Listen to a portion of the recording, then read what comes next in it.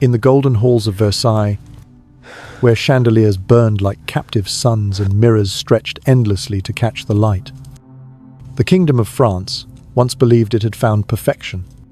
But perfection has a way of rotting from within. And by the time the year 1774 arrived, those same mirrors reflected not the glory of monarchy, but its decay. The man who had once been called Louis the Well-Beloved had become Louis the Hated. A monarch whose flesh and soul decayed in equal measure. He was not merely killed by smallpox. He was eaten alive by his own century, consumed by the disease of his own, making the arrogance of power without compassion, and the emptiness of a throne that had forgotten the people who built it. Louis the 15th had been born into brilliance. When the Sun King, Louis the 14th, finally died in the year 1715 after 72 years of rule, France passed its crown to a boy of only 5 years old. He was small, orphaned, and wide-eyed, an innocent placed upon a throne that had long devoured better men. In that fragile child, the nation saw a promise of renewal. People cheered his name in the streets. Mothers lifted their children to catch a glimpse of the royal carriage. And priests declared that God had chosen this boy to heal the wounds left by his great-grandfather's wars. He grew beneath the chandeliers of Versailles, tutored by philosophers, trained in Latin, strategy, and the art of appearing divine. And for a while, he seemed to be exactly what France had hoped for: a gentle, intelligent king who could bring back light after decades of exhaustion. But light fades fastest when surrounded by gold. When Louis came of age and began to rule in 1723, he was still handsome, kind, and endlessly adored. The people called him Le Bien-Aimé, the Well-Beloved, and the name was whispered like a prayer. Yet in the same palace where love was declared eternal, the shadows began to move behind the curtains.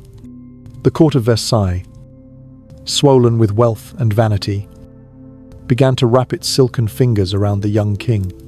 He discovered pleasure before purpose, flattery before truth, and comfort before conscience. Power, once seen as sacred, became a toy in his hands. The same boy who had once trembled before portraits of his forefathers now learned to smirk at them. His marriage to Marie Leszczyńska, daughter of a deposed Polish king, was supposed to anchor him to virtue and duty. At first, I did. They had children. They prayed together. They spoke softly of the future. But soon the glittering court whispered new names in his ear, names of women more exciting than a patient queen. The salons of Paris buzzed with rumors: the king's secret visits, his hidden gardens, the women who ruled him not through bloodline but through beauty. And among them, one woman rose higher than any minister: Madame de Pompadour. Elegant, brilliant, and ruthlessly ambitious. She did not just share his bed, she shared his crown. She made and unmade ministers, guided wars, and even dictated art and fashion. The kingdom of France, once ruled by soldiers and statesmen, now turned upon the whims of lovers. Wars came and went, each one more humiliating than the last.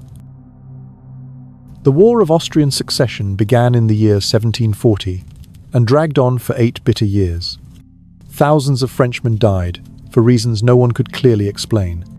When peace was finally signed in the year 1748, France had gained nothing but graves and debts.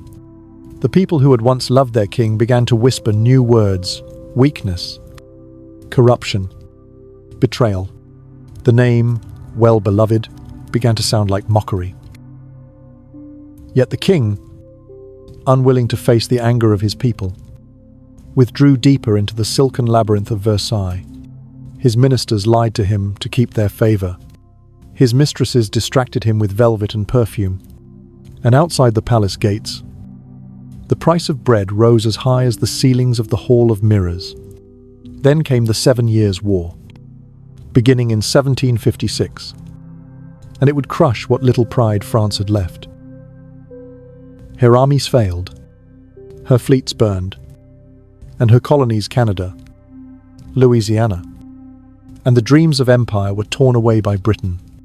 When the Treaty of Paris was signed in 1763, France, once the terror of Europe, was humiliated before the world. In the cafes of Paris, people spat when they spoke of the king. His face on coins was defaced, his portraits mocked, his name cursed. He had been given every gift: beauty, intelligence, power, and had turned them all to dust. As his realm grew poorer, his pleasures grew richer. Versailles became a golden prison of hypocrisy, where perfumed courtiers pretended not to smell the stench of failure. Louis built new palaces for his mistresses, while his people starved in the streets. Madame de Pompadour did, but her place was taken by another, Madame du Barry, a woman of low birth whose laughter echoed through the halls while famine darkened the countryside. Priests thundered that God's anger was coming. Philosophers of the Enlightenment sharpened their quills, writing books that questioned the divine right of kings. The monarchy that had once claimed to rule by heaven's command now looked very much like hell on earth. By the early 1770s, the rot was complete, the treasury was empty, the people restless, and the king a shadow of himself aging, weary, yet still clinging to ritual and luxury. His courtiers smiled and bowed while secretly praying for his death. In the spring of 1774, those prayers were answered. Louis began to feel feverish after a hunting trip.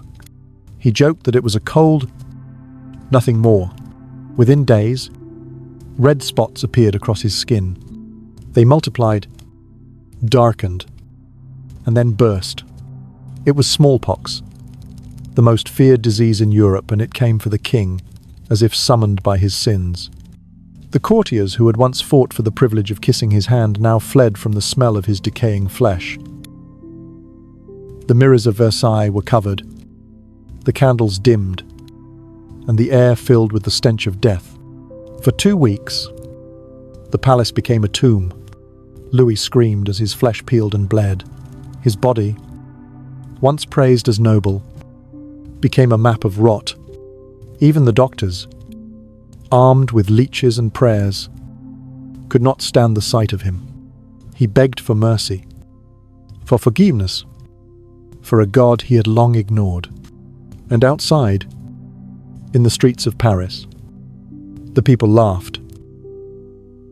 When news of his death spread on the 10th of May, 1774, bells were silent, but taverns were full. The king who had once been loved beyond reason died unloved beyond measure. They sealed his corpse in a lead coffin, not out of honor, but to contain the stench. His funeral was hurried, his coffin carried under the night sky to Saint-Denis. No crowds wept, no songs were sung, only the sound of cartwheels and whispered jokes. The Sun King had once been buried beneath a sky of trumpets and gold. His great-grandson was buried like waste. And yet, in that grotesque ending, history found its perfect symbol. The man who ruled France for nearly 60 years, who began as the promise of salvation, ended as the proof that corruption, onsebegun, consumes everything, even kings. From the splendor of Versailles to the gutter of revolution, the story of Louis the 15th is not just the tale of a monarch who rotted alive, but of a nation that learned to hate what it had once worshipped. His death was not the end of an age, it was the warning shot before the storm. For in the ashes of his corruption, a new generation would rise, carrying with them the cry that would soon echo through every palace in Europe: no throne stands forever. In the days that followed the hurried burial of Louis the 15th, the Palace of Versailles felt like a carcass, beautiful still, but emptied of life. The curtains hung heavy with the smell of decay. The gilded halls seemed quieter than they had ever been. and those who had once bowed before the monarch now whispered of his sins as though his ghost might still be listening. The courtiers who had fled during the sickness crept back in, careful not to meet one another's eyes, for they all shared the same guilt they had served a king who no longer believed in anything. And when death came, they had all abandoned him. Yet beneath that silence, France was already shifting, as if the earth itself was preparing for a storm. The boy who would be king, Louis the 16th, was only 20 years old, untested, gentle, and married to a woman who would soon be both adored and condemned Marie Antoinette of Austria, the child bride sent from Vienna to heal a dying alliance, and, unknowingly, to walk straight into history's most merciless fire. The funeral of the old king had been brief, but the memory of his rotting body lingered longer than any sermon. People spoke of it in taverns and in marketplaces. They said the stench of his corpse was so powerful that even the priest fainted during the mass, that the lead coffin had to be sealed twice because the air itself rebelled against him. Whether true or not, these stories spread faster than the smoke from a blacksmith's fire. To the common people, it was justice made visible, a king who had feasted while his subjects starved, finally consumed by the same rot he had inflicted upon the land. They had not needed swords or revolutions. The heavens themselves had punished him. And yet, as always, France did not learn quickly. The gold ceilings remained. The courtiers whispered their flattery. The new king's crown still glittered under candlelight, as though nothing had changed. But something had changed. Beneath the surface, the love between ruler and people had died. With Louis the 15th, the monarchy no longer inspired devotion. It inspired curiosity, resentment, and, in many, quiet rage. The Enlightenment had already planted its roots deep into the soil of Parisian thought. Voltaire had mocked the church. Rousseau had praised the common man. And Diderot had written that kings were nothing more than gilded parasites. These words, once confined to scholars and salons, began to spill into the streets. Books were banned, but copied in secret. Philosophers became folk heroes. Even peasants could quote the words of thinkers they had never seen, because they carried those ideas in their anger. The people no longer believed the king was chosen by God. They believed he was chosen by luck. And luck was running out.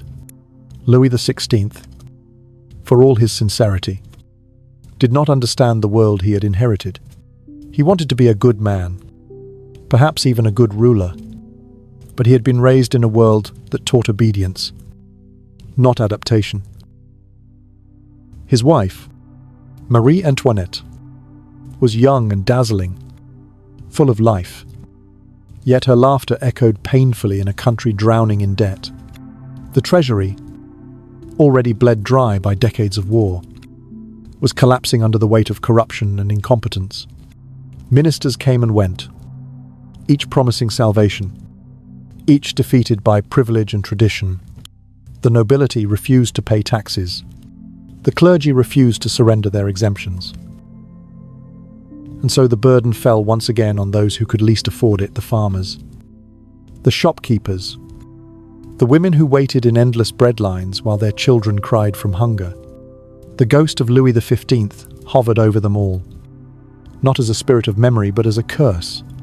His reign had left behind not only debt and decay, but the blueprint of destruction.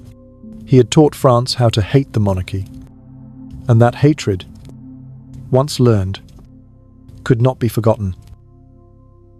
Even the courtiers who had served him with painted smiles now mocked him in secret, calling him Le Roi Pourri, the rotted king. Satirical pamphlets circulated with drawings of his corpse, half buried, and the words, "This is what divine right smells like." The monarchy tried to silence them, but the more it tried, the louder the whispers grew. The people had tasted irreverence, and they would never again be satisfied with reverence. Versailles, meanwhile, glittered on as if untouched. The fountains still danced, the orchestras still played, and the courtiers still bowed so low that their wigs brushed the marble floors. But it was an illusion, a golden play performed by ghosts. The world beyond the palace walls was restless. Bread prices soared after a season of bad harvests. Farmers rioted in the provinces. Soldiers muttered in the barracks about empty pay chests. In Paris, pamphlets appeared overnight like weeds, comparing the king to his decaying grandfather. The throne, one read, is a coffin that eats its own. The police burned the papers when they found them, but the words were already burned into the minds of men who no longer believed in silence. Louis the 15th had died in filth and isolation, his courtiers running from the stench of his own corruption. Yet what no one could have guessed then was how prophetic his death would be. The monarchy itself was beginning to rot in the same way, slowly, visibly, from the inside out. Each new decree, each new tax, each ball at Versailles was another pustule on the body of a dying system. The people no longer needed smallpox to see decay. They could smell it in the hypocrisy of their rulers. And so the distance between king and subject became not just political, but moral. The crown glittered, but its foundation was gangrenous. In the years that followed his death, poets wrote that the smell of Louis the 15th never left France. It was said that the wind carried it from Versailles to Paris, that even the roses in the royal gardens refused to bloom that summer. These were legends, of course, but legends have their own kind of truth. For the decay that had eaten the flesh of one man now crept through the soul of a nation. The laughter of courtiers could not drown out the rumble of hunger. The perfume of duchesses could not hide the odor of poverty. The bells of Notre Dame rang for weddings and births, but in every toll there was an echo of something darker, an approaching end that no one yet dared to name. And somewhere, perhaps deep in the catacombs beneath Paris, or in the restless minds of those who could read, an idea began to take shape that kings could die not only by disease, but by justice, that the same people who once built thrones could one day tear them apart. In that moment, the story of Louis the 15th ceased to be a tragedy and became a warning. For when a kingdom rots, it is not the flesh that matters, it is the air that everyone must breathe. And the air of France was now poisoned. The courtiers of the new king would continue to dance. The church would continue to preach obedience. And the armies would continue to march under banners stitched with lilies. But none of it would matter. The rot had already begun to speak. It spoke through hunger and satire, through whispers and sighs. It spoke through the silence that followed the bells on that May morning, when Louis the 15th was lowered into the ground. It spoke in the language of inevitability, the slow, steady voice of history, moving toward its reckoning. And so France continued to live, as all doomed things do, pretending that decay is perfume, that cracks in marble are only shadows, and that the echo of a dying king is nothing more than the wind. But the truth was already written, though few yet dared to read it. The same fate that had eaten the flesh of the last king was waiting patiently for the next. The years after the death of Louis the 15th settled over France like a fever that refused to break. The palace had buried its dead king, yet the stench of his decay seemed to linger invisibly through every marble corridor. People spoke in whispers that the air itself at Versailles carried his sin, that the mirrors once used to reflect his glory now dulled at the edges as if ashamed to shine. The servants who had returned to the palace after the plague of his sickness swore they could still hear faint echoes of his coughing down the hall at night. But in truth, the only haunting that mattered was the shadow he had left over the new reign, the weight of his failures pressing against the fragile conscience of a boy who had suddenly become king. Louis the 16th stood before a throne that gleamed like a promise but burned like a curse. He wanted redemption for a crown that no longer believed in itself. At first, the people wished to believe again. After so many years of deception, they wanted to hope that this new king might be different, that he might listen to their hunger and carry himself with the virtue his predecessor had abandoned. Louis was young, earnest, and soft-spoken, a man who loved clocks, locks, and mechanisms more than politics, whose hobbies were harmless, whose hands bore calluses not from cruelty, but from tinkering with iron and wood. His queen, Marie Antoinette, was a burst of light beside him, carefree, radiant, and unprepared for a country that had already turned against laughter. When they appeared together before the people of Paris, she smiled like the promise of spring, and for a moment the crowd cheered.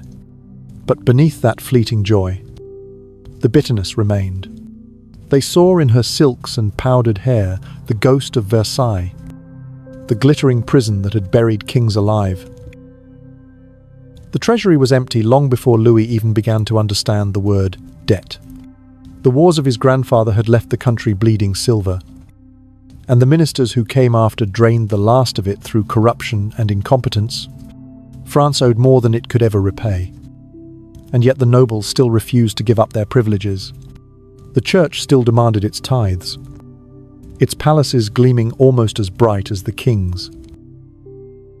To raise new money, taxes fell upon the same shoulders that had carried them for centuries: the poor, the peasants, the ones who had no voice, but the one they shared in anger.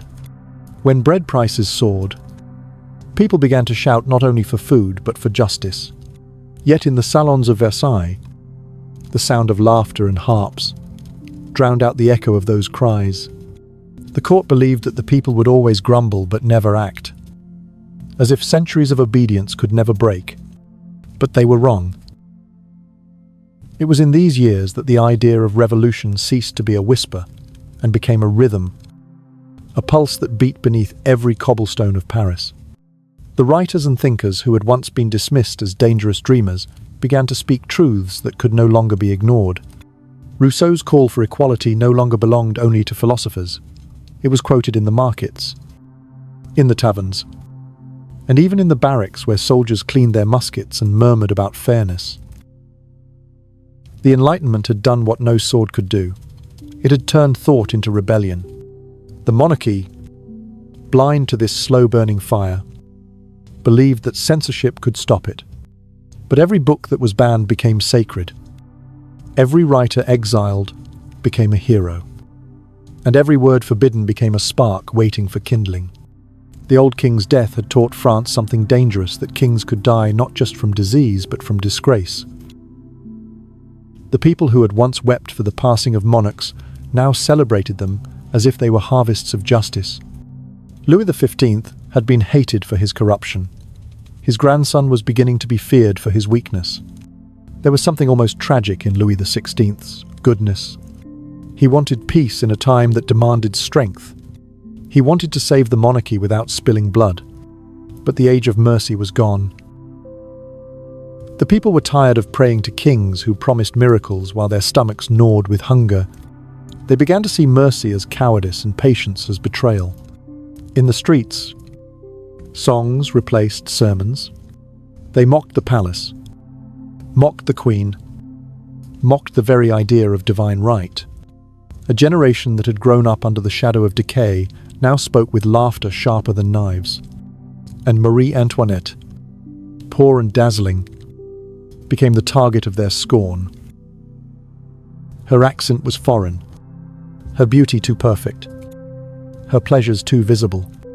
When she built her little pastoral retreat at Versailles, the Petit Trianon, she thought she was creating a refuge from the suffocating rituals of court life. But to the people, it looked like mockery, a queen playing shepherdess while her subjects starved. Every dress she wore became a rumor, every smile a scandal. They called her Madame Deficit and whispered that the crown jewels glittered because they were bathed in the tears of the poor. Yet within the walls of the palace, Life continued in denial. The nobility danced as if the floor beneath them were not cracking. They whispered of politics as if politics were a game played with wine and wit. The air smelled of perfume, powder, and delusion. Ministers came to the king with plans to save France, Turgot, Necker, Calonne, each a name carried by the wind of reform, and each eventually dismissed when their ideas threatened the comfort of privilege.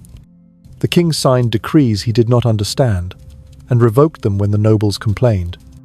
The monarchy's sickness was not in its body but in its will. It could not heal because it refused to believe it was dying. And so, the ghost of Louis the 15th continued to whisper in every corridor. The courtiers who had watched him rot alive saw in the new king the same slow decomposition, not of flesh, but of purpose. The same perfumes, the same prayers, the same blindness. France was becoming a theatre where tragedy repeated itself endlessly, and no one dared to change the script. The streets outside the palace walls were filled with restless crowds. Bread riots erupted across provinces. Soldiers sent to restore order sometimes joined the mob instead. There were reports of farmers burning tax records, of women dragging flour carts from storehouses and dividing the loaves by hand. The people had learned that disobedience could feed them faster than law. In this tension, the distance between the crown and its subjects became more than just physical. It became spiritual. Once, the king had been seen as the father of his nation. Now he was seen as its parasite. When the bells rang at dawn, they no longer sounded like calls to prayer, but like warnings. Every sound seemed to carry the same truth that the time of kings was ending, and the time of reckoning was drawing near. And yet, within his private chambers, Louis the 16th still prayed. He still believed that God would protect his line, that the sins of his grandfather could be washed away by sincerity and patience. But history is not a confessional. It is a fire that burns even the innocent when they stand too close to the guilty. By the year 1780, the world around the monarchy was trembling. The American Revolution had proven that men could overthrow kings and call it liberty. France had helped them do it. Spending money it did not have. Celebrating freedom abroad while starving for it at home. The irony was not lost on anyone.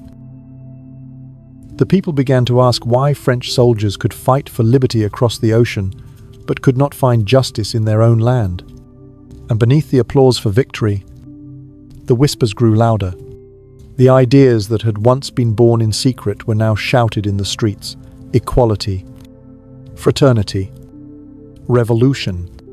The courtiers, the nobles, the clergy, they all continued their rituals, unaware that the world had already passed them by. The palace still glittered, but the light no longer reached beyond its gates.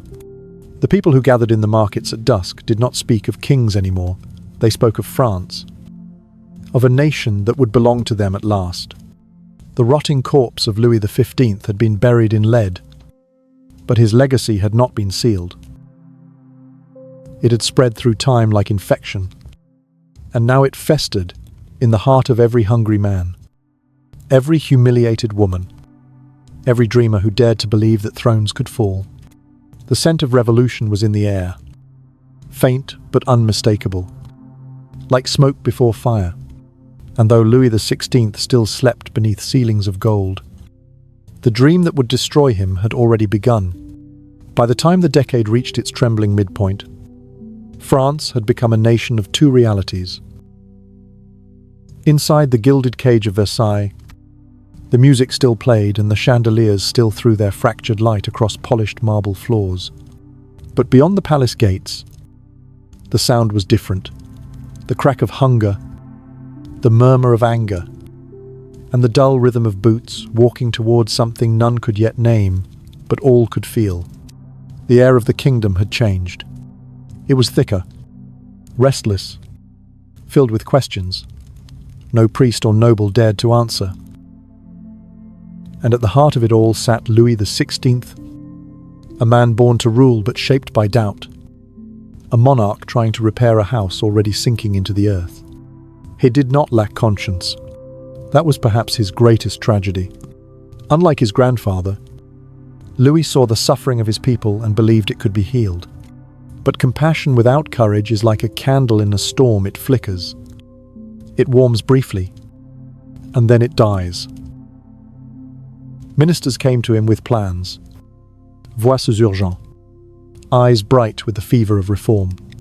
They spoke of ending privileges, of taxing the rich, of opening the doors of power to those long kept outside. The king nodded, listened, and hesitated. Always hesitated. His crown was too heavy, and the ghosts that whispered from the portraits of his ancestors too loud. Each time he reached for change, the nobles closed ranks. The clergy growled about divine order, and the court hissed that reform was rebellion. So he would step back, offer apologies, and sign decrees that meant nothing. The cycle of decay spun faster. It was in this paralysis that the name of Marie Antoinette began to rot in the mouths of her subjects. To her friends, she was still the radiant queen, the girl who turned sadness into laughter, who loved music and moonlight, who spent her nights playing the harp and her mornings feeding swans in the gardens of her private estate.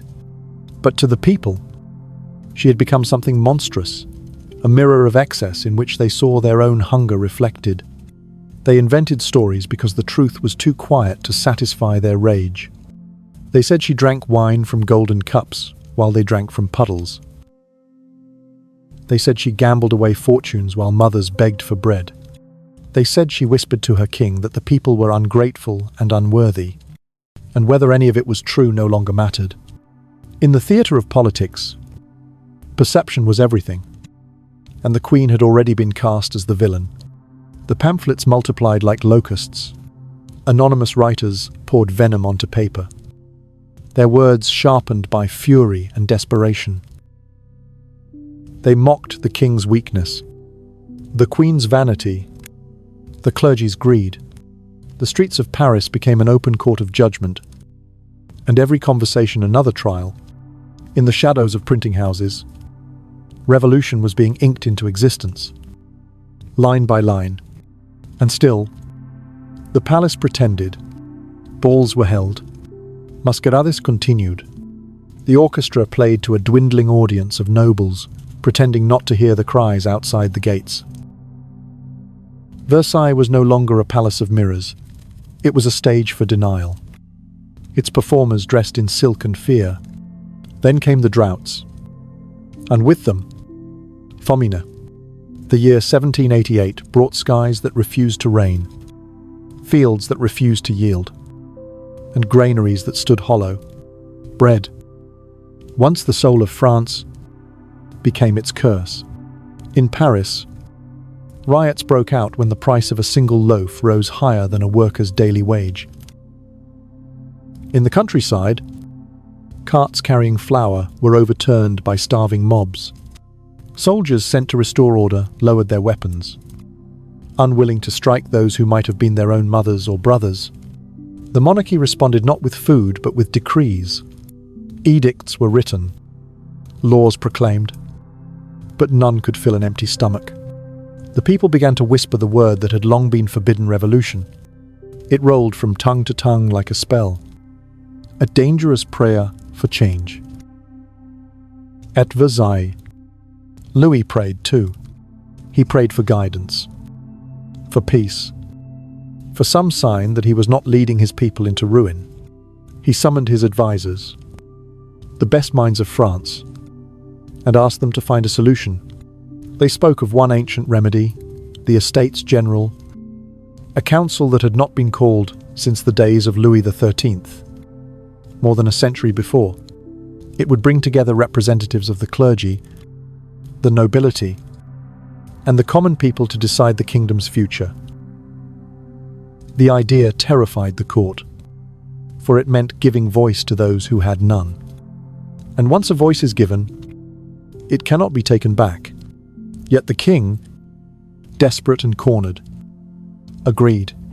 He believed that dialogue could heal division. He still thought words could stop what history had already decided. When the Estates General convened in the spring of 1789, the air was electric. The people of Paris filled the streets, waiting to see what would happen. Inside the hall, the three estates stared at one another across lines, drawn not by law but by centuries of inequality. The clergy in their robes, the nobles in their lace, the commoners in their plain coats, all breathing the same air for the first time in generations. And in that air hung the faintest scent of change, metallic and inevitable, like the smell before a storm. The third estate, representing the people, demanded equality in voting, demanded reform, demanded recognition of their worth. When their voices were dismissed, they broke away, forming what they called the National Assembly. They swore an oath, the tennis court oath, that they would not disband until France had a new constitution. It was not merely a political act.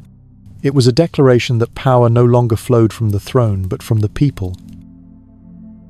For the first time in the long history of France, the divine right of kings trembled. Louis the 16th, bewildered and frightened, tried to reconcile with the rebels. He sent messages of peace, then soldiers of threat, unsure which path could save him. Marie Antoinette, more decisive than her husband, urged firmness, believing that to yield was to invite collapse. Her confidence would soon be her undoing. As negotiations faltered, rumors spread that the king was planning to crush the assembly by force. The streets of Paris boiled with anger. On the 14th of July, 1789, that anger erupted into history.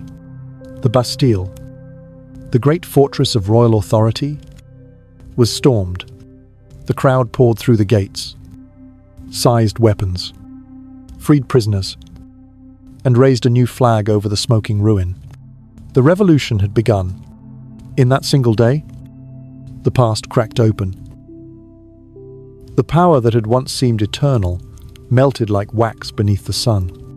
Louis the 16th, trapped between his conscience and his crown, tried to reason, to plead, to delay. But history does not wait for the hesitant. The people who had once knelt before his ancestors now looked him in the eyes. They no longer believed in kings, nor in divine right, nor in patience. They believed in themselves. The monarchy, centuries old, began to crumble, not with explosions, but with footsteps, the steady march of a nation awakening from fear. And though the banners of revolt would soon wave openly across the land, the true beginning of France's rebirth was not in the gunfire, but in the silence that followed the moment when a country realized it no longer needed a king. Yet still, in the high rooms of Versailles, the courtiers whispered that it was only a passing storm. They believed the monarchy would recover, as it always had, that France could not exist without its crown. But the echo of Louis the 15th's death still lingered in their minds. They had watched one king rot alive in his palace, and now they were watching another decay. Not from disease, but from disbelief. What had begun as a fever in the flesh had become a fever of the soul, spreading through every village, every church, every heart that had once bowed. The revolution was not born from hatred alone, it was born from the unbearable scent of the past refusing to die. The fall of the Bastille was not only the fall of a fortress, it was the collapse of illusion. The great stone walls that had once symbolized the king's power now stood as rubble beneath the feet of a people who had discovered their own strength. Paris was no longer a city of subjects, it had become a city of citizens, and their voices rose like thunder that could not be silenced. The air shimmered with something both frightening and divine, a sense that history had shifted its axis, that the age of obedience had ended, and that from the ruins of monarchy, a new world would be born, though no one yet knew what kind of world it would be. The streets burned with torches and feverish hope. Women sang revolutionary songs while men armed themselves with muskets looted from the arsenals. And from the balcony of Versailles, Louis the 16th watched the horizon glow red and wondered if it was dawn or fire. In the beginning, he tried to believe it was dawn. He addressed the nation, promising reform, peace, and justice. He appeared before the crowd in Paris, his voice trembling but sincere, swearing that he would be a king of all the French, not only of the nobles and the priests. And for a moment, the people forgave him.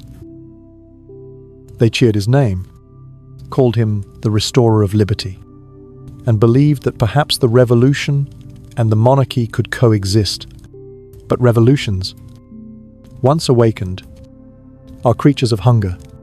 They feed on promises and devour hesitation.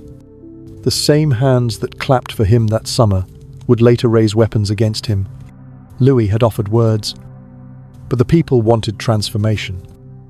And the court, blind, proud, terrified, wanted revenge.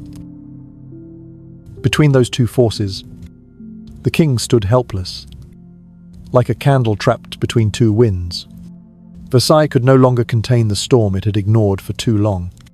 The palace that had once been the heartbeat of royal majesty now pulsed with fear. Nobles whispered of fleeing the country. Priests hid their wealth, and guards muttered about divided loyalties. Then, one October morning, the revolution came to the palace itself. Thousands of women from Paris, drenched in rain and rage, marched the long road to Versailles carrying kitchen knives, pikes, and the weight of hunger. They shouted for bread, for justice, for the Queen. When they reached the gates, they did not stop. The guards fired, the mob surged, and chaos flooded through the golden doors. The Queen's chambers were invaded, her bed torn apart by hands that trembled with fury. Marie Antoinette escaped through a secret passage, barefoot and pale, clutching her children. The king, stunned and exhausted, appeared on the balcony to face the roaring sea of faces below. They demanded that he leave Versailles forever, that he return with them to Paris, to live not as a god among mirrors, but as a man among men. And so, on that grey October day of 1789, the royal family left Versailles, surrounded by a crowd of tens of thousands. The people marched beside the carriages carrying the king, the queen, and their children, while in front of them rolled the carts of flour seized from the royal storehouses. It was a strange parade, half victory, half funeral. Some sang, some wept, others jeered. Above it all rose a chant that echoed through every street they passed. We bring the baker's wife, and the little baker's boy. It was both a joke and a prophecy.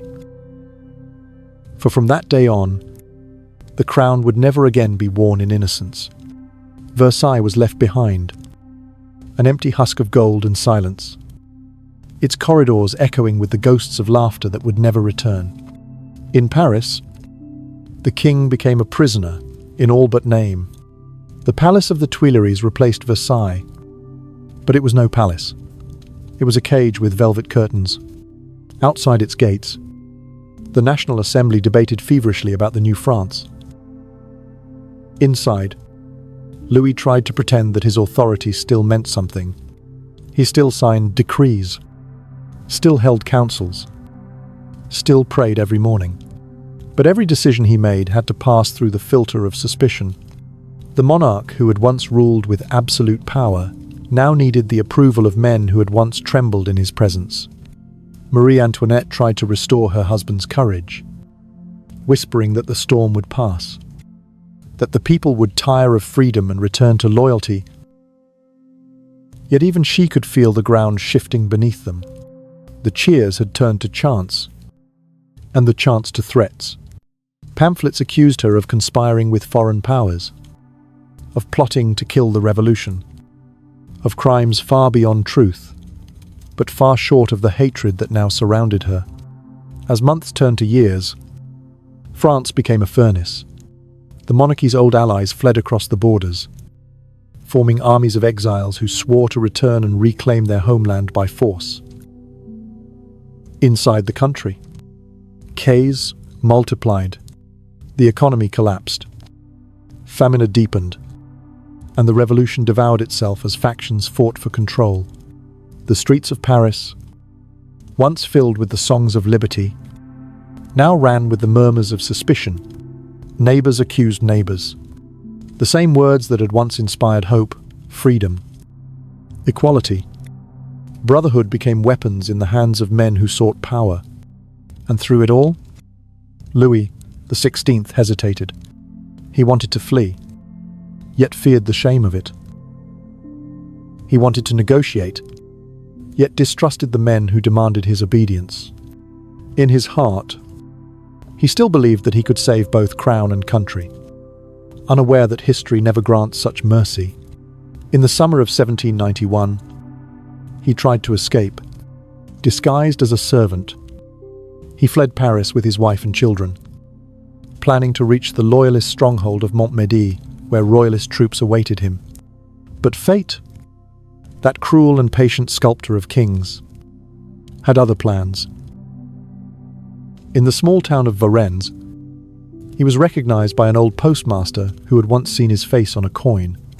The royal family was arrested and dragged back to Paris under the silent gaze of thousands who lined the roads. When the carriage returned, no one shouted insults. No one threw stones. The silence itself was worse than hatred. The people no longer saw a king. They saw a man who had tried to abandon them. That day, Louis the 16th lost not his crown, but his meaning. From that moment, the monarchy ceased to exist, except as a ghost clinging to ceremony. The National Assembly stripped him of titles, declaring that the nation itself was sovereign. The revolution had devoured its creator. The Queen, who once had spoken with the certainty of divine right, now sat pale and sleepless, her laughter gone. Her children frightened of the shouts outside their windows. She wrote letters that went unanswered, prayed to a heaven that seemed deaf. For the first time, she understood what it meant to be powerless, to be trapped in the same machinery of fate that had crushed so many before her. Outside, Paris boiled. The crowds no longer demanded bread, they demanded vengeance. Statues of kings were toppled, churches defaced, nobles hunted. The revolution, born in idealism, had become an empire of anger. And yet, even in its fury, it carried justice of a kind. The old world was dying, as surely as Louis the 15th had died of his disease. And like him, it would rot before it fell. The palaces that once echoed with waltzes now whispered with fear. Every candle that burned in a noble's window seemed to light another torch in the hands of the mob. And in that endless, echoing night, France waited for judgment, for reckoning, for the final breath of a monarchy that had already begun to decompose. In the cell of his own making, the last king of the old order knelt and prayed. His words were quiet, uncertain, and full of the same gentleness that had always doomed him. He asked forgiveness not for power, lost, but for the pain his weakness had caused. He could not know that forgiveness was no longer his to ask. The revolution had taken that power too. What began as the hunger of the people had become the hunger of history itself, and it would not stop until it had swallowed the throne. The Queen, and the very idea of monarchy. France had become the banquet. The feast had only just begun. The dawn that rose over Paris in the summer of 1792 was not golden but grey, a light without warmth that revealed a city transformed. The revolution had grown teeth. The streets that once echoed with cries for liberty now trembled under the tread of mobs who believed that freedom could only be born through blood. France no longer spoke in prayers or proclamations, but in shouts. In verdicts. In the sound of drums rolling before executions. The king who had once ruled over millions now sat behind locked doors in the Tuileries. A monarch stripped of majesty, watched by guards who no longer saluted but glared. He was still called Louis the 16th, but the words felt hollow. Outsider. The people had already renamed him Louis Capet, a common name for a man who had once been called sacred. The final unraveling began in August. Rumors swept through Paris like wildfire, whispered by lips that burned with fear. They said the king was plotting with foreign armies, that Austrian soldiers were marching to restore his throne, that inside the Tuileries, the queen was sending secret letters written in invisible ink. Truth and lies merged into a single fever. Crowds gathered, armed with pikes and fury, and on the morning of the 10th of August, the palace gates fell. The Swiss guards fought bravely, but they were no match for the madness of a people who no longer feared death. When the smoke cleared, the marble floors of the Tuileries ran red. The bodies of guards were dragged through the streets, their uniforms torn, their faces unrecognizable. The king and queen, trembling and pale, had fled into the National Assembly for safety, clutching their children, but there was no safety left in France. That day, monarchy itself died, though it would take a guillotine to make it official. The assembly suspended the king from power and declared that the people would decide his fate. Louis, gentle and stunned, did not resist. He seemed to understand that the tide had already gone too far to be turned back. He asked only that his family remain safe, that his children not be harmed. It was the plea of a father, not a ruler, and for a brief moment, those who heard him almost pitied him. But pity, like mercy, had become a foreign language in the new France. The revolution, having tasted blood, and had discovered it was hungry still. As the months passed, the king and his family were moved to the temple, an old medieval fortress that had become a prison for royalty. There, in cold stone rooms lit by a single candle, the last sovereign of France waited for history to finish what disease had begun in his grandfather's time. He spent his days reading scripture, repairing watches, and trying to teach his son to be brave, without explaining why courage would soon be needed. Marie Antoinette, once the bright jewel of Europe, grew silent and grey, her beauty thinning like the wax of the candles that burned through endless nights. The children whispered to each other about home, though they no longer knew what home meant. Versailles was gone. Paris was hostile, and the world itself seemed to be shrinking. Outside those walls, France was tearing itself apart. The revolution had become a creature that devoured its own. New leaders rose and fell within weeks. Names that had once been spoken with reverence were now shouted with hatred. The guillotine stood at the center of Paris, not merely as a machine, but as a monument to equality. Its blade was the only thing left that treated every man the same. Nobles, priests, and peasants all met its edge beneath the same indifferent sky. The people who had once sung hymns to liberty now chanted for vengeance. It was said that the executioner could no longer keep count of how many heads he had claimed. And through all of it, Louis remained calm, his resignation mistaken by some for cowardice, by others for holiness. By the end of that year, the verdict was inevitable. The convention declared him guilty of treason against the people of France. The vote to execute him passed by a single breath of difference, a reminder that even in the heat of revolution, history still hesitates before it kills. On a cold morning in January of 1793, Louis was led to the scaffold in the Place de la Révolution. He wore a plain white shirt, his hair tied back, his face pale but steady. The crowd that had once shouted for his blood now fell silent, struck by the strange dignity of the man about to die. As he mounted the wooden steps, he turned to address them. His voice carried clearly through the crisp air. He declared that he forgave those who condemned him, that he died innocent of any crime, that he prayed his blood would bring peace to France. But peace was not yet ready to come. The drums began to roll. The executioner bound his hands, laid him beneath the blade, and with a single stroke, the age of kings ended. The crowd erupted in cheers, though some wept without knowing why. The executioner lifted the severed head high for all to see, and the crowd shouted, "Vive la République!" The echo rolled through the city, across the fields, through the forests, and beyond the borders of France. It was not merely the sound of triumph, it was the sound of a world-changing shape. The guillotine had cut more than flesh. It had severed centuries of divine right, and replaced them with something raw and uncertain. The monarchy was gone. But what would take its place? No one yet knew. Marie Antoinette, hearing the news in her cell, did not scream. She closed her eyes and whispered a prayer. She had always believed that history would be kind to her, that one day her children would restore her name. But history is never kind to those who become its symbol. For the revolutionaries, she was no longer a woman, only an emblem of everything they had suffered.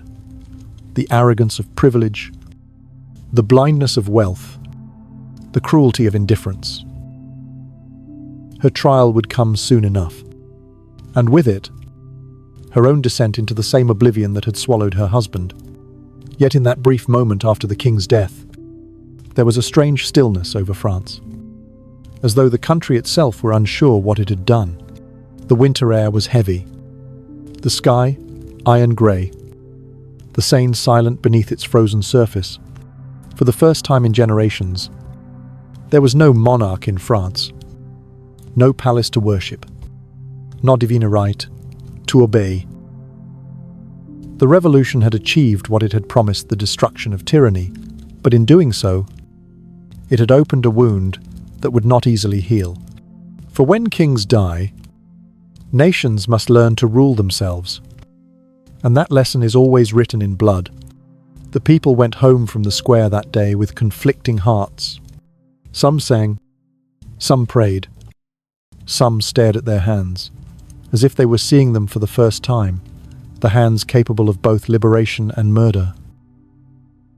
The smell of gunpowder and iron lingered in the air long after the crowd dispersed. The revolution had crossed a threshold from which there was no return, and somewhere in the city, hidden behind thick prison walls, the last Queen of France listened to the muffled cheer that followed her husband's death and knew, with the quiet certainty of someone who has already seen too much, that her time was drawing near. The guillotine had tasted royal blood, and it would not rest until it had finished the meal that began the day Louis the 15th died rotting in his golden bed. France had feasted long on the illusions of kingship. Now it was feasting on the kings themselves. The disease that once consumed a monarch's body had at last consumed the crown, and in that grim, inevitable symmetry, the prophecy was fulfilled. The corruption of one generation's soul had become the execution of the next. Autumn returned to Paris, as if nothing had happened. But the city was not the same. The bells that had once tolled for kings now rang for executions. Every dawn brought new names to the lists of the condemned. And by dusk the gutters ran dark, with proof that equality had been achieved in the most terrible way. The guillotine had become both judge and God, its blade glinting in the sunlight like a promise and a warning. At first, the people had believed the blood would wash away the past, that the death of the monarch would cleanse the soul of France. But blood, once spilled, is a teacher with no mercy. It teaches that death is easy, that judgment is intoxicating, and that once the crowd learns to cheer for one head, it will not stop until every head has rolled. And somewhere among the thousands waiting for the blade was the woman who had once ruled the most dazzling court in Europe. Now, a prisoner without a crown, without children, without hope, Marie Antoinette, the widow Capet. Her imprisonment in the Temple Tower was a slow crucifixion of memory. The rooms were damp and narrow, the air thick with the scent of mold and despair. Gone were the silks, the perfumes, the laughter that had once followed her through the marble corridors of Versailles. Her companions now were guards who addressed her not as Your Majesty, but simply citizen. She was watched even as she slept. Her letters read, her movements noted. The queen who had once been accused of extravagance now measured her existence by the crumbs of bread she shared with her children. Her hair, once powdered and adorned with jewels, turned white within months, bleached by grief and fear. Yet, even in that grey ruin of a woman, there remained the outline of majesty. She still sat with her back straight, still spoke with the calm precision of one born to command. And though her world had been reduced to 4 stone walls, she carried herself as if the mirrors of Versailles still reflected her image. But the revolution had no patience for dignity. The same voices that had once called for liberty now called for vengeance. The press, hungry for drama, painted her as a monster who had bathed in the suffering of her people. Pamphlets accused her of every crime imaginable: treason, adultery, corruption, and sins too obscene to name. She had become not a woman, but a myth, a vessel into which a wounded nation poured its fury. Every hungry child, every broken soldier, every mother who had buried a son looked at her and saw the reason for their pain. Truth no longer mattered. The revolution needed villains, and Marie Antoinette was too perfect a symbol to waste. In October of 1793, her trial began in the Great Hall of the Revolutionary Tribunal. She was led through the streets in a cart, her hands bound, her face uncovered, her white hair tangled in the morning wind. Crowds lined the streets, jeering, shouting insults, throwing mud. She did not bow her head. Witnesses later said she looked not like a queen, nor a criminal, but like a statue, cold, silent, unbroken. The trial was a theatre of hatred. Evidence was twisted. Lies were presented as fact, and her defense was drowned by the shouts of the crowd. When accused of crimes against the people, she answered with calm restraint. But when they accused her of a monstrous act against her own son, a charge too vile to speak aloud, she rose for the first time, eyes blazing, and declared that nature itself would answer for her innocence. The courtroom fell silent. Even her enemies could not meet her gaze. For that single moment, she was once again a queen. But moments do not stop history. On the 16th of October, the verdict was read. Death. The same sentence that had claimed her husband now awaited her. Swift and final. She was taken back to her cell in the conciergerie, where she spent her last night alone.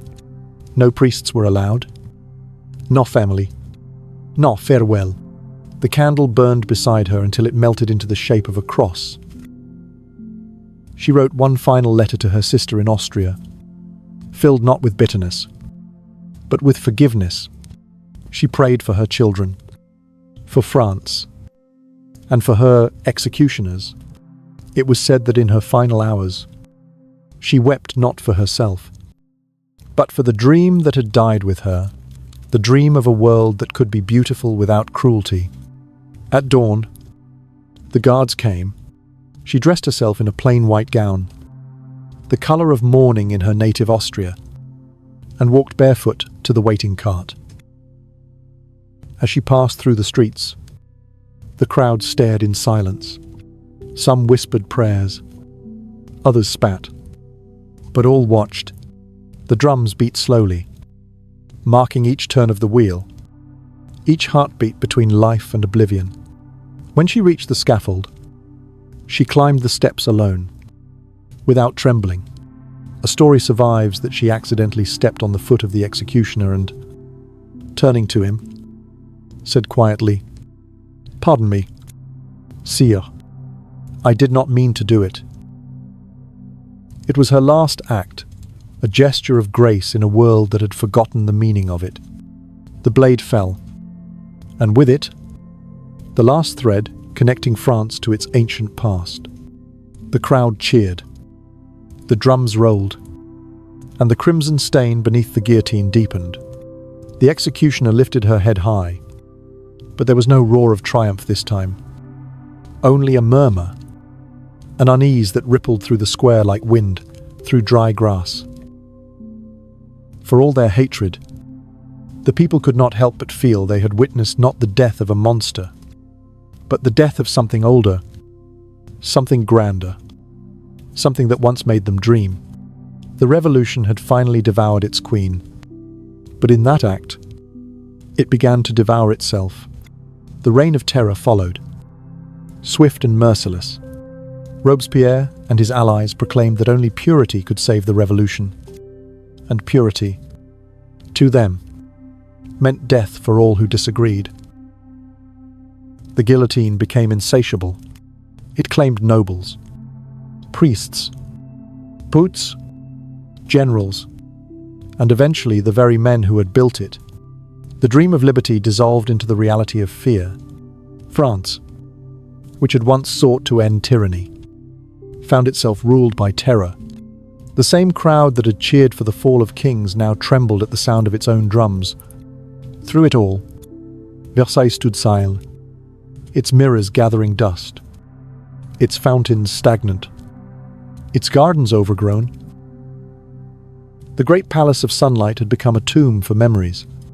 Inside, the air was thick with ghosts, the laughter of courtiers, the music of forgotten dances, the echo of promises made by kings who believed themselves immortal. The halls where Louis the 15th once reigned, where he had decayed slowly in perfumed death, now echoed only with the wind. History had closed its circle. The disease that had begun with the corruption of one man had spread through the veins of an entire nation. And yet, in that silence, there was also a strange peace.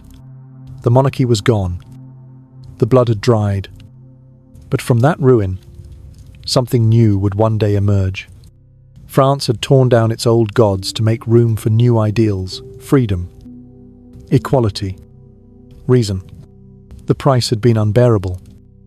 But revolutions, like plagues, cleanse as they destroy.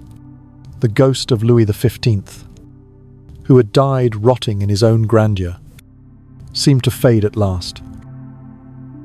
His kingdom had finally caught up with his body, decaying into dust, so that something new could be born from it.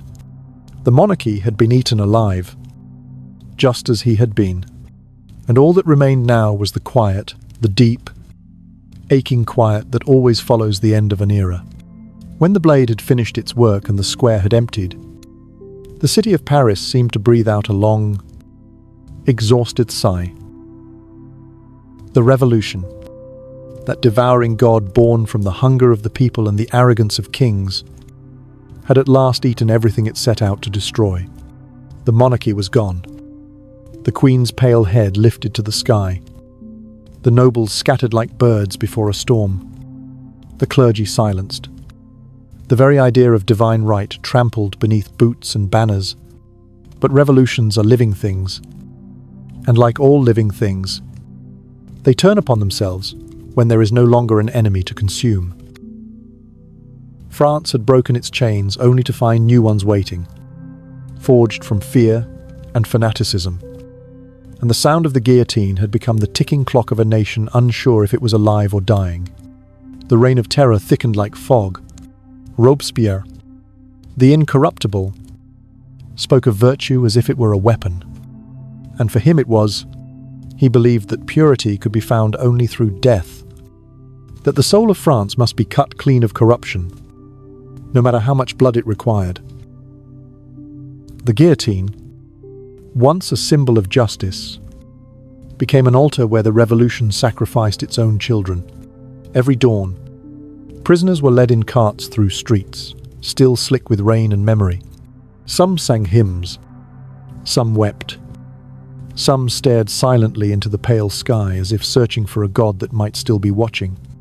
And above it all, the machine waited, gleaming, impartial, mechanical. It no longer cared for names or reasons.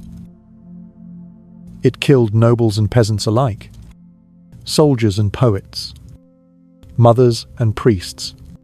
Equality had been achieved in the cruelest sense imaginable.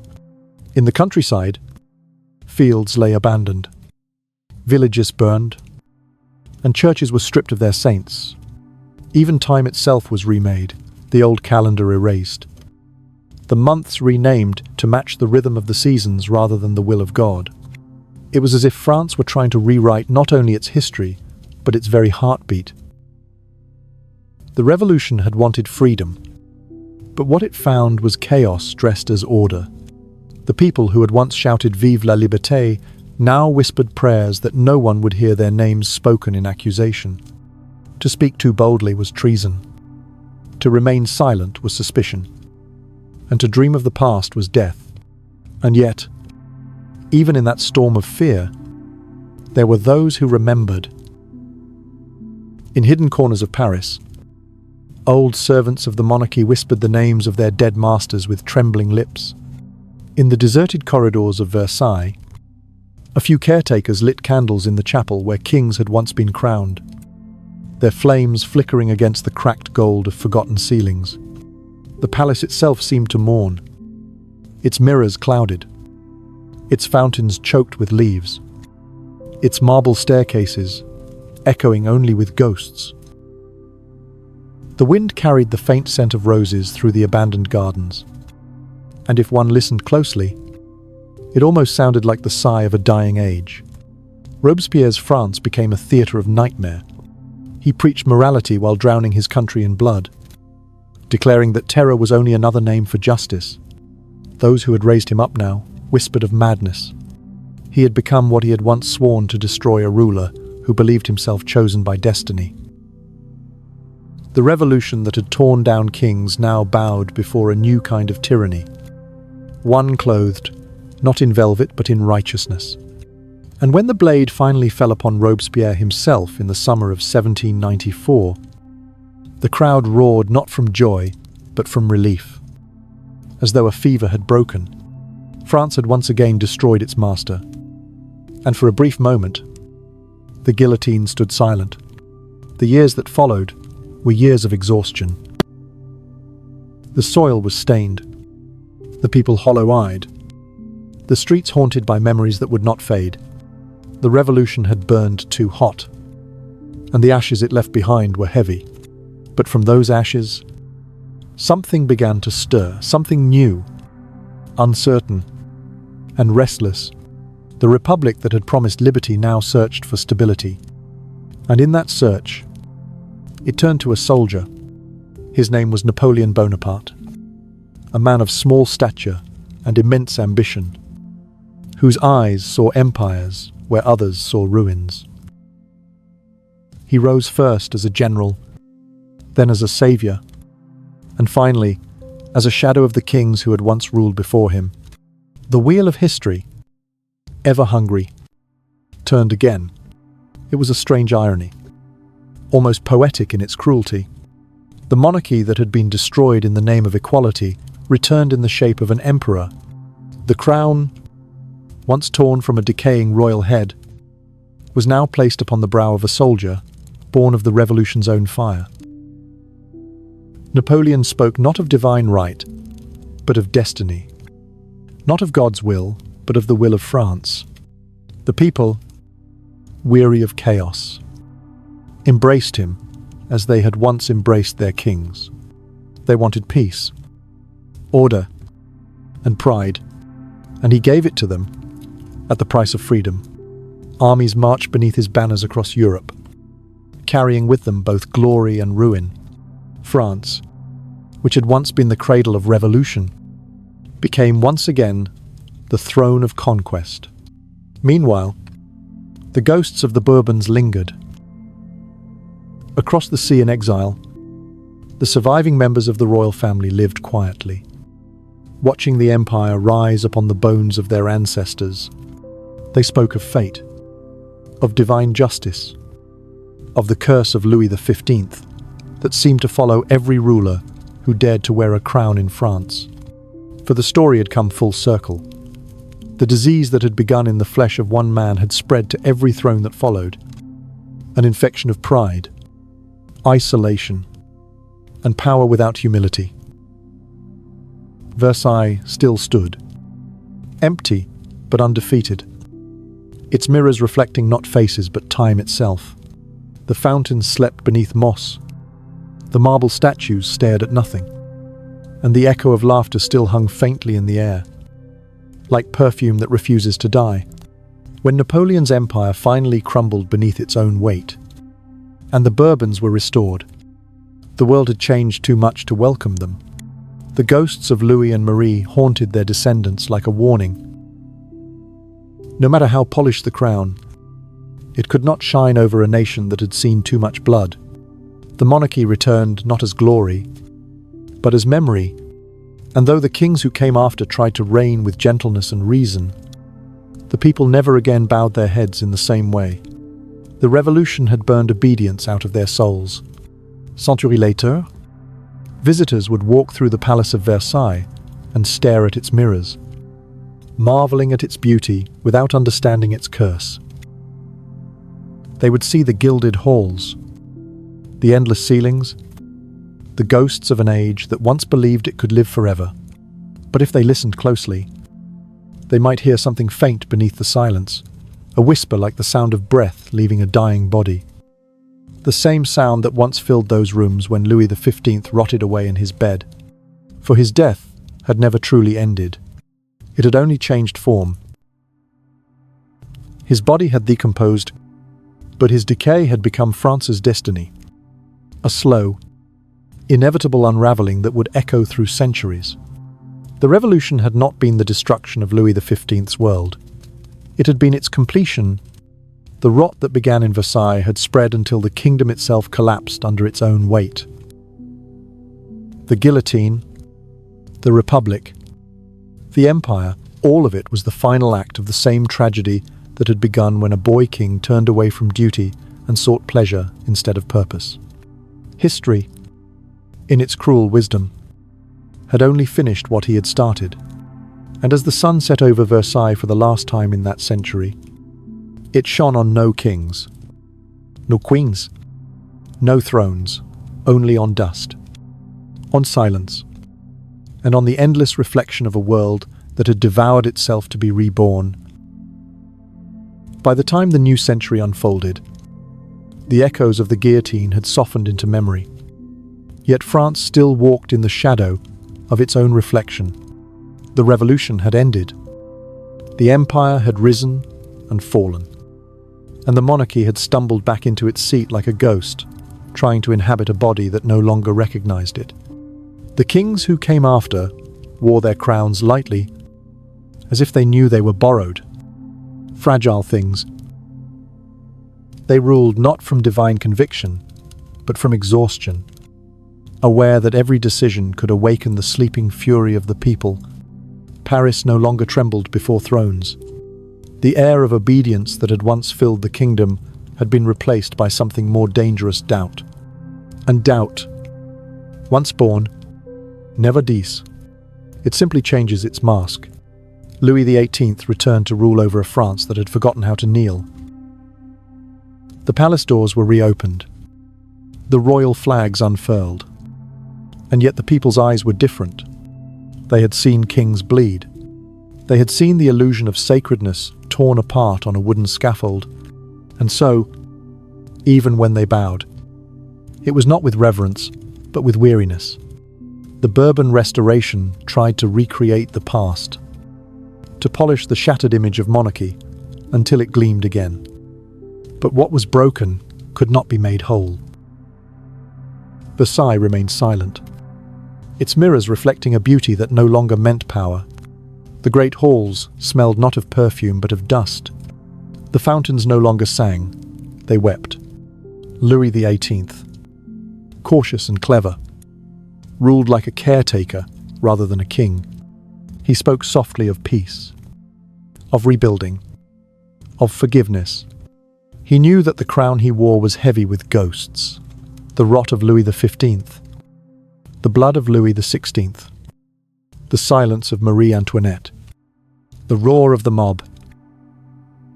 He moved through his reign as one walks through a room filled with broken glass, careful not to cut himself on history. Yet even his caution could not protect him from the truth. The monarchy no longer belonged to the living. It was a mausoleum with a throne at its center, a relic worshipped by few and tolerated by many. When he died, his brother Charles X took the crown and tried to restore what could no longer exist. He believed that God still spoke through kings, that the revolution had been a fever rather than a transformation. His arrogance was almost touching in its blindness. He reinstated privileges, praised the church, and turned his back on the people. For a brief moment, it seemed as if the 18th century had returned, as if the world of Louis the 15th had been reborn in lace and candles. But France was not fooled. The same streets that had once watched carriages of gold, now filled with men who carried newspapers and rifles instead of torches and prayers. When Charles tried to silence them, they rose again. In the summer of 1830, the city of Paris once more became a furnace, and the Bourbon dream crumbled to ash for the final time. The monarchy was chased from France, and with it, the last traces of the old divine order. The throne that had once stood as a symbol of eternity had now changed hands so often that it resembled a costume in a play rather than a seat of power. Kings came and went, Louis Philippe, Napoleon III, and each wore the same expression of disbelief, as though they could not comprehend that they were not loved. The revolution had stripped love from the language of rule.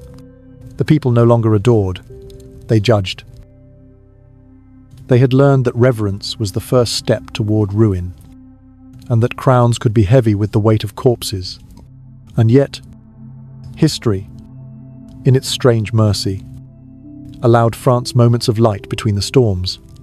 The age of enlightenment that had once been mocked by kings became the foundation of a new spirit, the pursuit of reason, of art, of thought. Paris, which had once devoured its rulers, turned its hunger toward creation. Painters filled the city with color, poets with longing, thinkers with rebellion of the mind rather than the sword. From the blood-soaked soil of the 18th century rose the brilliance of the 19th. A paradox only France could create a nation that destroyed itself to be reborn more alive. The ghosts of Versailles did not vanish, they became inspiration. The decay of the past had turned into beauty, and the pain of revolution became the music of progress. Still, every empire carries its curse. The echo of Louis the 15th's corruption remained like a quiet poison in the veins of power. The same temptation, the love of comfort, the blindness to suffering, the belief that grandeur could outlast decay, returned again and again under new names. France changed governments as one changes costumes, wearing republic, monarchy, and empire in turns, but each, in its own way, faced the same reckoning when power forgets humility. It begins to die. It was as if the spirit of that rotting king, the one who had laughed while his country wept, still drifted through the corridors of time, whispering warnings that no one heard until it was too late. Century passed, and the revolution became legend.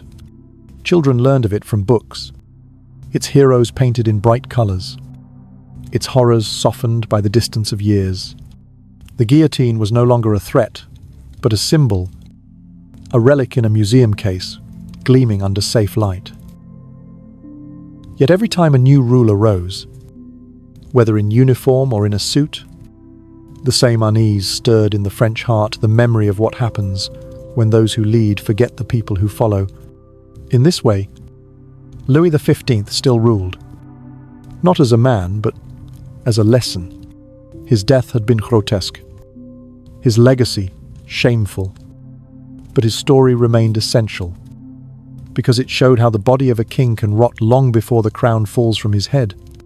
And what of Versailles? It survived every storm. Empires crumbled, kings fled, revolutions flared and faded, but the palace endured, silent and eternal, its stones remembering what men tried to forget. Tourists would one day wander its galleries, marveling at the chandeliers, the paintings, the endless corridors of mirrors, unaware that they were walking through a graveyard. For Versailles is not merely a monument to beauty, it is a tomb for illusions. Beneath its floors lies the dust of power, the bones of dreams, and the faint scent of a sickness that once infected a nation's soul. By the time the modern world arrived, with its electric lights and restless machines, France had finally found peace not in kings or emperors, but in the simple, uneasy rhythm of democracy. It was imperfect, fragile, and often divided, but it was alive. And perhaps that was the true redemption, the lesson that the people, not palaces, are what endures. The golden age of monarchs had turned to dust, yet the spirit of France, forged in suffering, remained luminous. The story of Louis the 15th, the king who had been eaten alive by smallpox and by his own corruption, had become more than history.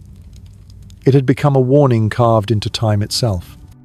And so the world moved forward. Yet the old mirrors of Versailles still caught the light at sunset, turning red for an instant, as if remembering the blood that once stained their reflection. The ghosts of the past lingered not to haunt, but to remind. For every generation that forgets the price of arrogance, history will find a way to make them remember. The king had died centuries ago, but the truth of his death, the slow decay of power left unchecked, remained eternal. In the end, France was not destroyed by its revolution. It was redeemed by it. The disease that once consumed a man had, through agony, cured a nation. Time, that quiet architect of oblivion, continued its work. The centuries stretched onward, smoothing the scars of revolution until they became lines of memory rather than wounds. Yet in France, memory is never silent. It hums beneath the cobblestones, whispers through the halls of Versailles, and glimmers in the river, light that washes against the bridges of Paris. Every empire that rose after Louis the 15th, every government that tried to hold the heart of France, inherited not just his land, but his lesson.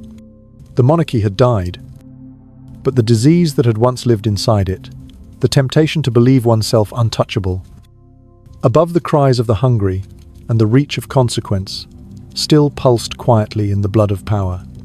Versailles, in its strange immortality, stood as the witness. It survived the storm like a petrified god, its silence older than any throne, long after kings had fled and the revolution's fires had cooled. It became a museum, a palace of ghosts where beauty outlived belief. Visitors came from every corner of the world, marveling at its chandeliers, its endless galleries, its mirrors that still captured light the way they once captured pride. They saw only splendor, but if one listened closely in the quiet hours, one could hear a different sound, the faint echo of coughing from a royal bedchamber, the whisper of courtiers stepping away from a dying king, the rustle of silk as a queen once prayed for mercy that never came. The marble floors gleamed, but beneath them, time still remembered the stench of smallpox and fear. Versailles had become eternal, not because it was immortal, but because it refused to forget. France had moved on. The revolution had long since turned from blood to myth. Its heroes were painted in gold, its victims in shadow, its horrors recast as necessity. The people now lived under the rhythm of elections and the hum of machines, not the ringing of bells or the shouting of mobs. Yet the shadow of that long century, the one that began with Louis the Fifteenth's birth and ended with the fall of the guillotine, still defined them. The ideals of liberty, equality, and fraternity born from fury, baptized in blood, had become the nation's heartbeat. But every heartbeat, no matter how strong, carries the echo of its first one. And that first sound had come from the slow, decaying pulse of a dying king. Historians would argue for centuries about when exactly France was reborn. Some said it was in 1789, when the Bastille fell. Others claimed it was in 1793, when Louis XVI's head met the blade. A few believed it came with Napoleon's coronation, when a soldier turned himself into an emperor. But perhaps the true birth came much earlier in 1774, when Louis XV gasped his last breath in a bedchamber filled with mirrors, his body dissolving beneath the weight of his sins. That moment, obscene and humiliating, was the seed of everything that followed. It was the moment the divine right of kings began to smell like rot. The lesson lingered across generations. In every age, France found itself standing again before that same mirror, asking the same question. What happens when the powerful forget they are mortal? From kings to emperors to presidents, the story repeated itself. Sometimes quietly, sometimes in fire. The faces changed, but the temptation remained. There were always those who thought they could rule without listening, command without compassion, reign without consequence. And each time, France remembered. Sometimes in riots, sometimes in art, sometimes in silence. History, like a patient tutor, kept offering the same warning written in blood, long dried on Versailles' marble floors. In the late 20th century, when cameras replaced quills and screens replaced salons, the image of the old palace still haunted the French imagination.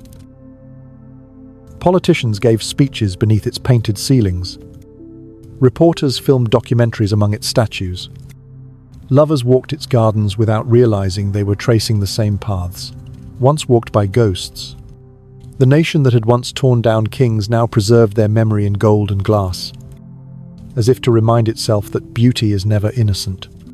Versailles no longer belonged to monarchs. It belonged to the people, to the millions who came not to worship, but to witness. It had become, in a way, France's conscience, the body of a sin too grand to bury. And yet, despite all the centuries between them, there is something unsettlingly familiar about that story. Every age believes itself immune to the decay of the past. And every age eventually learns that arrogance is a disease that does not die. The courtiers of Versailles have been replaced by ministers and magnates, the whispers of scandal by the noise of headlines. But the essence is unchanged. Power still blinds, vanity still seduces, and the walls of history, like those of the palace, still remember every echo of betrayal. Louis XV's face may have turned to dust, but his mistake remains immortal, the belief that grandeur could outshine decay. Perhaps that is why Versailles endures. It is not merely a monument to art or architecture. It is a mirror for humanity itself. Every visitor who walks through its halls sees not only the ghosts of kings, but the reflection of their own age, the same hunger for wealth, the same worship of spectacle, the same blindness that comes before the fall. The mirrors of the Hall of Glory, once meant to reflect divine majesty, now reflect something far truer, the endless cycle of human ambition and the quiet, patient justice of time. At dusk, when the last tourists leave and the light turns red across the marble courtyards, Versailles grows still again. The fountains stop, the birds retreat, and the great palace exhales the silence of centuries. It is then, in that trembling quiet, that one might almost hear the heartbeat of history, slow, steady, eternal. The same heartbeat that once echoed in the chest of a king who believed himself chosen by God, and who died alone, rotting, abandoned by his court, and despised by his people. The same heartbeat that passed through generations, through revolution and empire, through famine and freedom, until it became the rhythm of a nation that finally learned to stand without crowns. Louis the 15th had thought his death would be the end of shame, the closing of a story too hideous to tell. Instead, it became its beginning. His flesh, destroyed by smallpox, had revealed what centuries of power had hidden: that kings are not divine, that nations are not eternal, that history feeds on those who forget they are mortal. From that truth, France built something greater than monarchy, greater even than empire. It built memory. And memory, unlike thrones, cannot be destroyed. As night falls over Versailles, the mirrors catch the last light of the sun and turn it to fire, glowing briefly before the dark swallows them whole. Somewhere in that fading reflection lives the echo of all that was lost and all that was learned. The laughter of courtiers, the screams of revolution, the prayers of a dying queen, they merge into one long sigh, neither lament nor triumph, but something in between, the sound of a nation remembering itself. And so ends the story of the king who was eaten alive, not merely by disease, but by the truth that power, untempered by humility, always consumes its own. France was his grave, but also his resurrection. From his rot came reason. From his fall came freedom. And from the silence that followed his final breath came the eternal heartbeat of a people who, at last, had learned how to endure.